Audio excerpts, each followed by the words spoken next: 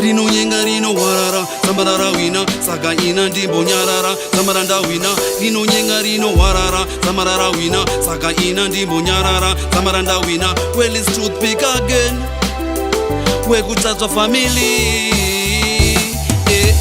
Jesu wakachinja mvura kuita waini. Kana nini ndodo kuchinja uite maini. Kamuna kiruka kuwaka kazi faini. Unita ndizwe kuda kuita mana naini. Jesu wakachinja mvura kuita waini. Kana nini ndodo kuchinja uite maini. Kamuna kiruka kuwaka kazi faini. Unita ndizwe kuda kuita mana naini. Diricha yandi chengo ripo ripo pakuchaka. Ane moyo wakanaka Samaria mandara. Dengenda tima sango matema ndova wapenya. Kasi uringiroze wanuwirira denga. Duku wimbisa rulo rweshuwa neva kutinya. Antisiriwe ginya, antifenda kupinya. Diyitera kuswinya, ndikuchengetese ngoda. Wandibira moyo wangu baby. Jesu wakachinja mvura kuita waini. Kana nini ndodo kuchinja uite maini. Kamuna kiruka kuwaka kazi faini. Unita ndizwe kuda kuita mana naini. Jesu wakachinja mvura kuita waini. Kana nini ndodo kuchinja uite maini. Kamuna kiruka kuwaka kazi faini.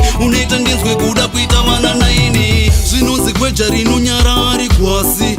Sonze fute singa nyengi ari wani. Rinofira mugota rozowikwa neguri. Newewe pafungewo chikumbire ndidewo. Kasinga cheme konzi kofira mumbereko. Yangu merekwe ziyowe ndati ndidewo. Waita kuti ndione zviri mberi sedenga. Uri maiwe wana undida usakendenga.